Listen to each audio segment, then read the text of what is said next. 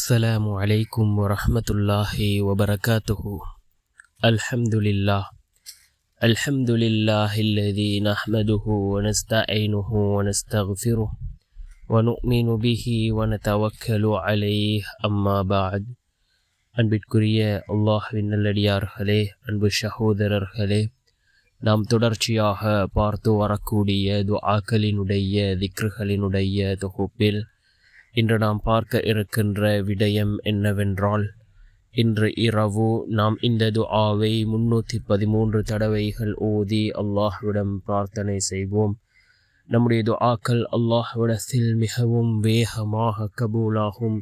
அதே போன்று நாம் எந்த தேவைகளை கேட்கின்றோமோ, அது சிறிய தேவைகளாக இருக்கலாம் அல்லது பெரிய தேவைகளாக இருக்கலாம்.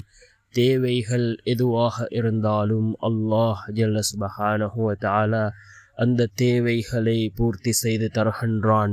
அப்படிப்பட்ட மிகச்சிறந்த ஒரு துஆவை தான் நாம் இன்றைய வீடியோவில் பார்க்க இருக்கின்றோம்.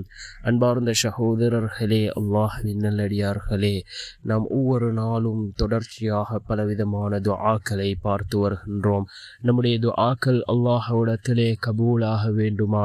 ரசூலுல்லாஹி ஸல்லல்லாஹு அலைஹி வஸல்லம் அவர்கள் துஆக்கள் கபூலாக கூடிய அந்த விடயங்களை நமக்கு ஹதீஸ்களின் மூலமாக கற்றுத் தந்திருக்கிறார்கள். அதாவது ஒவ்வொரு ஃபர்லான தொழுகைகளுக்கு பின்னாலும் நாம் கேட்கக்கூடிய துஆக்கள் அல்லாஹ்விடத்தில் கபூலாகின்றது. அதே போன்று தஹஜ்ஜத்தினுடைய நேரம், நாம் தஹஜ்ஜத்தினுடைய நேரத்தில் கேட்கக்கூடிய துஆக்கள் அல்லாஹ்விடத்திலே கபூலாகின்றது.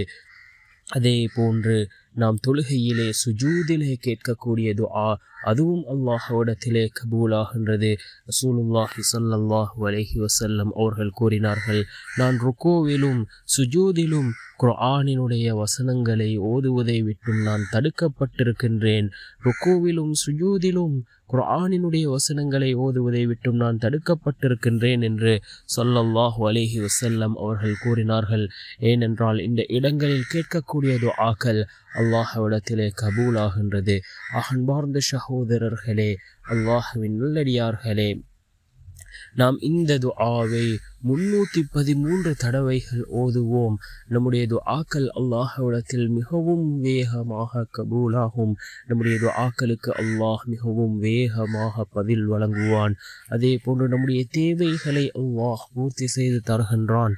அது சிறிய தேவைகளாக இருக்கலாம் அல்லது பெரிய தேவைகளாக இருக்கலாம். தேவைகள் எதுவாக இருந்தாலும் அல்லாஹ் அதனை பூர்த்தி செய்து தருகின்றான்.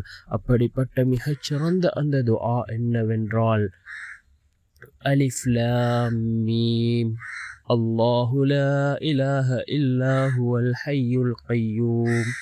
அலிஃப் லாம் மீம் அல்லாஹு லா இலாஹ இல்லா ஹுவல் ஹய்யுல் கய்யூம் என்று வரக்கூடிய அல் குர்ஆனினுடைய 8வது அத்தியாயத்தின் 1வது மற்றும் 2வது வசனங்கள்.